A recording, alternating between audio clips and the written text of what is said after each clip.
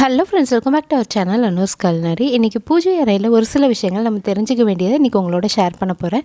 Video பார்க்குறதுக்கு முன்னாடி நீங்கள் நம்ம சேனலில் இதான் ஃபர்ஸ்ட் டைம் பார்க்குறீங்க அப்படின்னா மறக்காமல் சேனலை சப்ஸ்கிரைப் பண்ணிக்கோங்க. பக்கத்தில் இருக்க பெல் ஐக்கானை கிளிக் பண்ணிக்கோங்க. பூஜை ரூமில் எப்போவுமே இந்த விஷயம் கண்டிப்பாக தெரிஞ்சுக்கோங்க. சாமியோட இடது பக்கமும் நமக்கு வலது பக்கம் தான் எப்போவுமே சூடம் காட்டுற அந்த கரண்டி, ஊதுவத்தி ஸ்டாண்டு, தூபக்கால் இதெல்லாம் இருக்கணும். சாமியோட வலது பக்கமும் நமக்கு இடது பக்கம் தான் விபூதி, குங்குமம், சந்தனம் இதெல்லாம் இந்த பக்கம் இருக்கணும். எப்போவுமே பூஜை ரூமில் எப்படி விபூதி குங்குமம்லாம் நம்ம டக்குன்னு எடுத்து நம்ம வச்சுக்கிறதுக்காக ஒரு கப்லேயோ பிளேட்லேயோ வச்சுருப்போமோ, அதே மாதிரி சந்தனமும் எப்போவுமே பூஜை ரூமில் இந்த மாதிரி ஒரு கப்பில் போட்டு வச்சுக்கோங்க. தேவைப்படும் போது கொஞ்சமாக தண்ணியோ இல்லை பன்னீரோ கலந்து வீட்டுக்கு வரவங்களுக்கு எப்படி நம்ம குங்குமம் கொடுப்போமோ அதே மாதிரி சந்தனமும் சேர்த்தி கொடுத்தா ரொம்ப நல்லது அப்படின்னு சொல்லுவாங்க. இதுக்காக தனியாக கப்பு வாங்கணும் அப்படிங்கிறது கூட கிடையாது. இந்த மாதிரி வீட்டில் சுட்டி விளக்கு இருந்ததா அதில் கூட நீங்கள் போட்டு வச்சுக்கலாம். அடுத்தது, நிறைய பேர் கமெண்ட் செக்ஷனில் என்னோடய பூஜை ரூமில் பார்த்துட்டு இந்த மாதிரி 2 காமாட்சி அம்மன் விளக்கு எதுக்காக ஏற்றுறீங்க, இந்த மாதிரி 2 காமாட்சி அம்மன் விளக்கு ஏற்றலாமா அப்படின்னு நிறைய பேர் கேட்குறீங்க. நீங்கள் தாராளமாக ஏற்றலாம். எப்போவுமே ஒரே ஒரு விளக்கு மட்டும் ஏற்றக்கூடாது. அதுக்கு துணை விளக்கு கண்டிப்பாக ஏற்றணும்னு சொல்லுவாங்க. ஒரு மண் விளக்கும் ஒரு காமாட்சி அம்மன் விளக்கும் சேர்த்தி கூட நம்ம ஏற்றலாம். அது நம்மளோட விருப்பம்தான். நான் இதுக்கு முன்னாடி ஒரு காமாட்சி அம்மன் விளக்கும் ஒரு அகல் விளக்கும் இந்த மாதிரி தான் ஏற்றிட்டு இருந்தேன். எனக்கு ரெண்டுமே ஒரே மாதிரி ஏற்றணும்னு ஆசைப்பட்டேன். நான் 2மே காமாட்சி அம்மன் விளக்கா வாங்கிக்கிட்டேன். ஒரு தீபம் ஏற்றும் போது எப்படி அந்த இடம் பிரகாசமாக இருக்குதோ அது மாதிரி ஒன்றுக்கு மேற்பட்டு எத்தனை தீபம் நம்ம ஏற்றினாலும் பூஜை ரூமில் அந்த இடம் ரொம்ப பிரகாசமாக இருக்கும். அந்த இடத்துல நல்ல ஒரு அதிர்வு இருக்கும் அப்படின்னு சொல்லுவாங்க. அதனால் நம்மளோட விருப்பம் தான். நீங்கள் ஒரு காமாட்சி அம்மன் விளக்கும் ஏற்றலாம், 2மே இதே மாதிரி காமாட்சி அம்மன் விளக்காவும் ஏற்றலாம், இல்லை நீங்கள் 2மே அகல் விளக்கா கூட ஏற்றிக்கலாம். அது அவங்கவுங்களோட விருப்பம்தான். இந்த சங்கு சக்கரம் இந்த நாமம் எங்கே வாங்கினீங்கன்னு நிறைய பேர் திரும்பவும் கமெண்ட்டில் கேட்டுகிட்டே இருக்கீங்க. இது திருப்பதியில் வாங்கினது. அடுத்தது, எப்போ நம்ம காமாட்சி அம்மன் விளக்கில் தீபம் ஏற்றும் போதும் இல்லை அகல் விளக்கில் நீங்கள் ஏற்றுறீங்கனாலும் ஒரு திரி போட்டு தீபம் ஏற்றாமல் 2 திரியை ஒன்று சேர்த்தி கையிலே நல்லா திரிச்சு விட்டீங்க அப்படின்னா ஒரே திரியாக சன்னமாக வந்துடும். அதுக்கப்புறமா நீங்கள் தீபம் ஏற்றுங்க. எனக்கு விளக்கு கொஞ்சம் பெருசாக இருக்கிறதுனால நான் பெரிய திரியாக எடுத்திருக்கேன். நீங்கள் கொஞ்சம் சின்ன விளக்காக இருந்தால் திரியை கட் பண்ணி 2 திரியும் ஒன்றா சேர்த்தி கூட நம்ம ஏற்றிக்கலாம். அதே மாதிரி தீபம் ஏற்றுற அந்த இடம் சீக்கிரமாக கறி பிடிக்காமல் இருக்கணும் அப்படின்னா திரியை நல்லா எண்ணெயில் இந்த மாதிரி நினச்சி விட்டு திரியை நல்லா சன்னமாக திரிச்சு விட்டு அந்த குழியில் உள்ளடங்கின மாதிரி நம்ம தீபம் ஏற்றி சன்னமாக வச்சோம் அப்படின்னா சீக்கிரம் நமக்கு கறி பிடிக்காது. நிறைய பேர் கமெண்ட்டில் வெள்ளி விளக்கு ரெகுலராக இந்த மாதிரி ஏற்றும் போது கலர் மாறாதா, உங்களுக்கு கருத்து போகலையா அப்படின்னு கேட்குறீங்க. நம்ம வாரம் ஒரு முறை அதை சுத்தம் செஞ்சு கரெக்டாக மெயின்டைன் பண்ணோம் அப்படின்னா நமக்கு அந்த மாதிரி ரொம்ப கருத்து போகாது. புதுசு போல் எப்போவுமே கண்டிப்பாக வெள்ளி இருக்காது. நம்ம யூஸ் பண்ண பார்த்திங்கன்னா அது கலர் கண்டிப்பாக மாற தான் செய்யும். ஆனால் வாரம் ஒரு முறை நம்ம கரெக்டாக அதை சுத்தம் பண்ணி நம்ம மெயின்டைன் பண்ணிட்டோம் அப்படின்னா நமக்கு கலர் அந்தளவுக்கு ரொம்ப கருப்பாகாது. அது எப்போவுமே வீட்டில் பூஜை ரூமில் ஒரு நிறை சொம்பு தண்ணீர் வச்சுருங்க. எப்படி நம்ம வீட்டுக்கு யாராவது வரும்போது ஃபஸ்ட்டு அவங்களுக்கு தண்ணீர் கொடுக்குறோமோ அது மாதிரி டெய்லி நம்ம சுவாமிக்கு தீபம் ஏற்றுறதுக்கு முன்னாடி இந்த தண்ணியை மாற்றிட்டு வேறு தண்ணி வச்சா ரொம்ப விசேஷம் அப்படின்னு சொல்லுவாங்க. ஒரு சிலர் வீட்டில் குலதெய்வத்தோட ஃபோட்டோ இருக்காது. அவங்கெல்லாம் கூட இந்த மாதிரி ஒரு நிறை சொம்பில் மஞ்சள் தூள், பச்சை கற்பூரம், ஒரு ஏலக்காய் தட்டி இந்த மாதிரி போட்டு நம்ம குலதெய்வத்தை நினச்சி வச்சுக்கலாம். அடுத்தது, பூஜை ரூமில் எப்போவுமே கண்ணாடி கண்டிப்பாக இருக்கணும். அந்த கண்ணாடியும் பார்த்திங்கன்னா ரொம்ப பெரிய சைஸில் இருக்கக்கூடாது. இந்த மாதிரி ஒரு சின்ன சைஸில் தான் இருக்கணும். இதெல்லாம் பார்த்திங்கன்னா சில இடங்களில் நமக்கு ப்ளவுஸ் பிட்டு வலையெல்லாம் வச்சு கொடுக்கும்போது வச்சு கொடுப்பாங்களே அந்த சைஸ் கண்ணாடி தான் இது. இந்த கப் எங்கே வாங்கினீங்க நிறைய பேர் கேட்டிங்க. இது பார்த்திங்கன்னா கேரளாவில் வாங்கினது. இப்போ நம்ம ஊரில் அரிசி அளக்கிற படி ஒரு டிசைனில் இருக்கும் இல்லையா, அதே மாதிரி அவங்க ஊர் சைடில் இந்த மாதிரி மாடலில் படி இருக்கும். நான் கேரளா போயிருந்தப்போ அங்கே வாங்கினேன். இது பார்த்திங்கன்னா இப்போ நம்ம ஊர்லேயே பாத்திர கடைகள்லாம் பித்தளை படியில் இந்த மாதிரி மாடலாக கிடைக்கிது. பூஜை ரூமில் கண்ணாடிக்கு முன்னாடி நம்ம எந்த பொருள் வைக்கிறோமோ அந்த பொருள் அந்த வீட்டில் குறைவில்லாமல் இருக்கும் அப்படின்னு சொல்லுவாங்க. கண்ணாடி நம்ம அரிசியெல்லாம் போட்டு அன்னப்பூர்ணி வச்சுருப்போம்ல, அதுக்கு பின்னாடி கூட வைக்கலாம். இல்லை இந்த மாதிரி காயின் நிறையா வச்சுருக்கோம் அப்படின்னா அதுக்கு பின்னாடி கூட இந்த கண்ணாடி வைக்கலாம். நிறைய பேர் கமெண்ட்டில் இந்த மாதிரி காசு வச்சு அதுக்கு மேலே தான் கண்ணாடி வைக்கணுமா அப்படின்னு கேட்குறீங்க. என்னோடய கப்பில் பார்த்திங்கன்னா ஹைட்டு ஜாஸ்தியாக இருக்குது அப்படிங்கிறதுனால கண்ணாடி குட்டியாக இருக்குது. நான் வைக்கும் போது பார்த்திங்கன்னா எனக்கு அந்த காயின் கண்ணாடியில் தெரியல அப்படிங்கிறதுனால அந்த காயினுக்கு மேலே கண்ணாடி வச்சுருக்கேன். அப்போ எனக்கு கண்ணாடியில் அந்த காயின் நல்லா தெரியுது. நம்ம வச்சுருக்க பொருள் அந்த கண்ணாடியில் தெரிகிற மாதிரி நம்ம அட்ஜஸ்ட் பண்ணி வச்சுக்கலாம். அடுத்தது இது வந்து பார்த்திங்கன்னா குபேர விளக்கு புதுசாக மாற்றிருக்கேன். என்னோடய குபேர விளக்கு நிறைய பேர் பார்த்துருப்பீங்க, க்ரீன் கலரில் இருக்கும். அதில் அந்த திரி போடுற அந்த இடம் வந்து பார்த்திங்கன்னா கொஞ்சம் உடஞ்சிடுச்சு. அப்படிங்கிறனால இந்த மாதிரி குபேர விளக்கு மாற்றிட்டேன். இது வந்து அஷ்டலக்ஷ்மி குபேர விளக்கு. அடுத்தது இந்த மாதிரி காமாட்சி அம்மன் விளக்குக்கெலாம் எப்படி அழகாக பூ வைக்கிறீங்கன்னு கேட்டதுக்கு ஒரு வீடியோ போஸ்ட் பண்ணியிருந்தேன். அந்த வீடியோ ஒரு நல்ல ரெஸ்பான்ஸ் கொடுத்துருந்தீங்க. எல்லாருக்குமே ரொம்ப பெரிய தேங்க்ஸ்.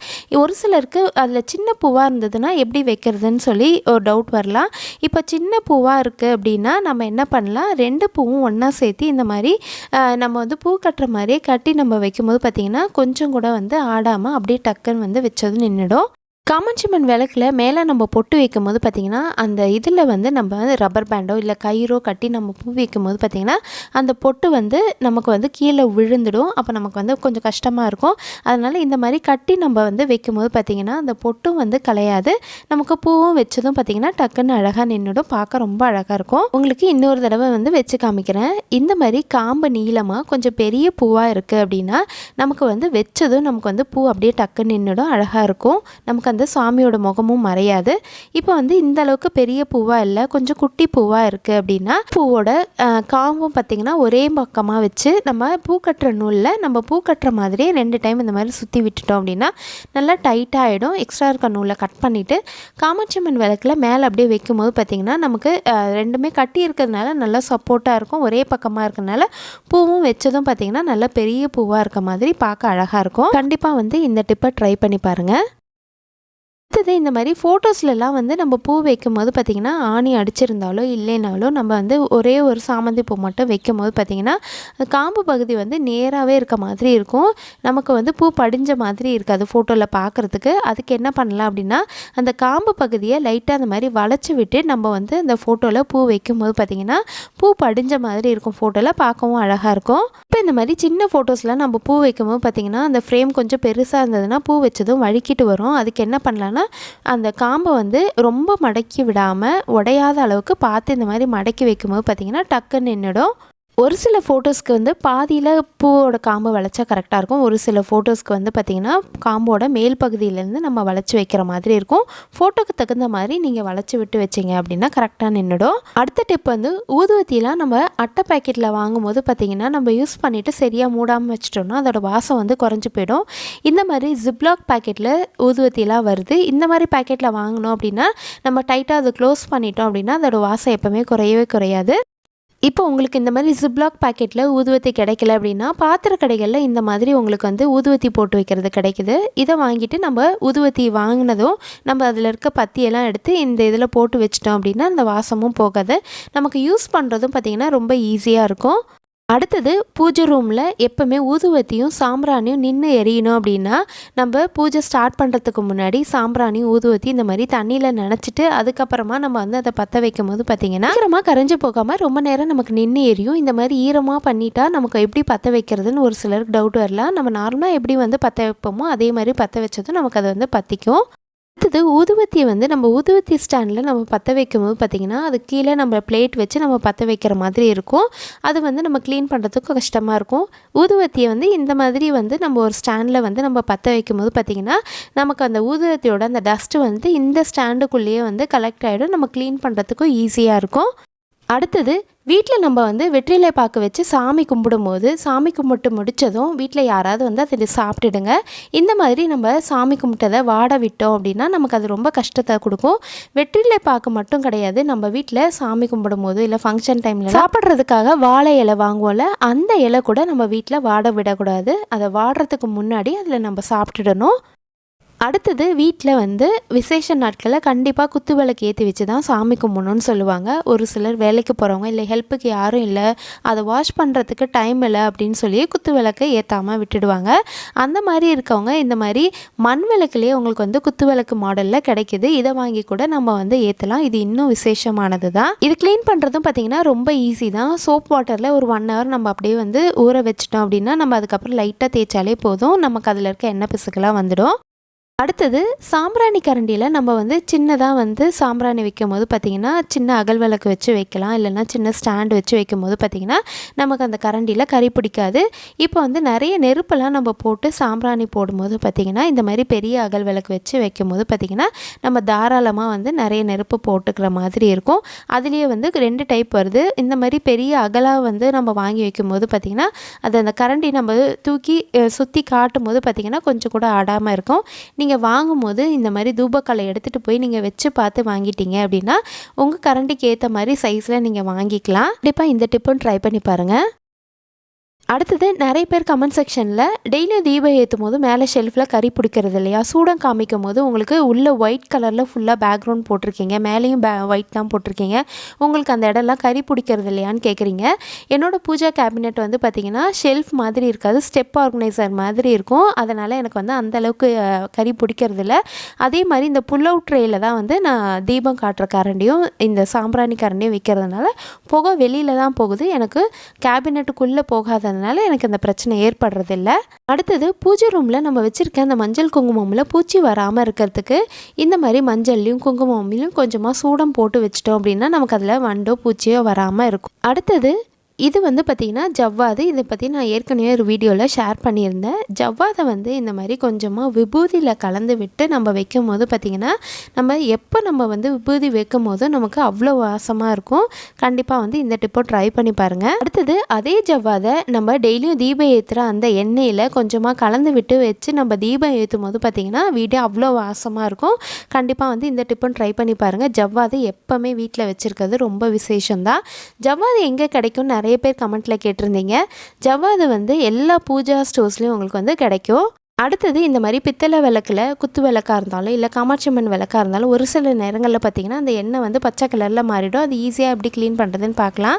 பித்தளை விளக்குலாம் வந்து எப்படி ஈஸியாக க்ளீன் பண்ணுறதுன்னு ஏற்கனவே ஒரு வீடியோ ஷேர் பண்ணியிருந்தேன்.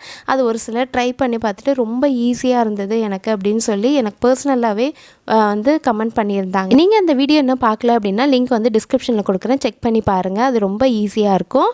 அந்த மெத்தடில் தான் இப்போ நான் உங்களுக்கு வந்து இதை க்ளீன் பண்ணி காமிச்சிட்ருக்கேன். உங்களுக்கு இந்த மெத்தட்லேயும் வந்து க்ளீன் பண்ணியிருக்கேன், இன்னொரு மெத்தட்லேயும் இதில் வந்து க்ளீன் பண்ணி காமிக்கிறேன். உங்களுக்கு ரெண்டுத்துக்கான டிஃப்ரென்ஸும் இந்த வீடியோவில் காமிக்கிறேன். உங்களுக்கு எது ஈஸியாக இருக்கோ நீங்கள் அதை ட்ரை பண்ணி பாருங்கள். இப்போ ஃபஸ்ட்டு நான் க்ளீன் பண்ணது வந்து ஏற்கனவே ஒரு வீடியோவில் ஷேர் பண்ணது. இப்போ இந்த மெத்தட் வந்து பார்த்திங்கன்னா நம்ம நார்மலாக வீட்டில் யூஸ் பண்ணுறதுக்கு வச்சுருப்போம் இல்லையா ஹேண்ட் வாஷு, அந்த இதில் தான் வந்து இப்போ நான் இதை க்ளீன் பண்ணி காமிக்கிறேன். இது வந்து பார்த்திங்கன்னா உங்களுக்கு தேய்க்கிறதுக்கும் ஈஸியாக இருக்கும். உங்களுக்கு வந்து சீக்கிரம் அந்த எண்ணெய் பிசுக்கு வந்து போயிடும். உங்களுக்கு எண்ணெய் பிசுக்கெல்லாம் வந்து ரொம்ப தேய்க்கிறதுக்கு கஷ்டமாக இருக்குது, கையில் வந்து இப்போ சபீனாலாம் போட்டு அலர்ஜி ஆகிடும் அப்படின்னா நீங்கள் இந்த மாதிரி ஹேண்ட் வாஷில் ட்ரை பண்ணலாம். உங்களுக்கு எண்ணெய் பிசுக்கு கொஞ்சம் கூட இருக்காது, ரொம்ப ஈஸியாக வந்து க்ளீன் பண்ணுற மாதிரி இருக்கும். விளக்கம் வந்து பார்த்திங்கன்னா பளிச்சுன்னு அதே மாதிரி இருக்கும். ஆனால் காஞ்சதுக்கு அப்புறம் வந்து பார்த்திங்கன்னா உங்களுக்கு இந்த மாதிரி லைட்டாக வந்து அந்த ஹேண்ட் வாஷில் க்ளீன் பண்ணுறது லைட்டாக உங்களுக்கு டாட்டாக தெரிகிற மாதிரி இருக்கும். நார்மலாக இப்போ நம்ம வந்து சபீனாலாம் போட்டு க்ளீன் பண்ணும்போது உள்ளே வந்து கொஞ்சம் கூட அந்த டாட்டு தெரியாது. இது மட்டும்தான் உங்களுக்கு அந்த டிஃப்ரென்ஸ் இருக்கும். மற்றபடி அந்த எண்ணெய் பிசுக்கு கொஞ்சம் கூட இருக்காது. உங்களுக்கு எந்த மெத்தட் ஈஸியாக இருக்கும் நீங்கள் அதை ட்ரை பண்ணி பாருங்கள். சொன்ன டிப்ஸ்லாம் உங்களுக்கு பிடிச்சிருந்ததுன்னா மறக்காமல் வீடியோக்கு ஒரு லைக் போடுங்க. உங்கள் ஃப்ரெண்ட்ஸ் அண்ட் ஃபேமிலிஸோட இந்த வீடியோ ஷேர் பண்ணுங்கள். இது வரைக்கும் நீங்கள் நம்ம சேனலை சப்ஸ்கிரைப் பண்ணாமல் பார்த்துட்டு இருக்கீங்க அப்படின்னா மறக்காமல் சேனலை சப்ஸ்கிரைப் பண்ணிக்கோங்க. பக்கத்தில் இருக்க பெல் ஐக்கானை கிளிக் பண்ணிக்கோங்க. மறுபடியும் ஒரு இன்ட்ரெஸ்டிங்கான வீடியோவில் உங்களை மீட் பண்ணுறேன். பாய்.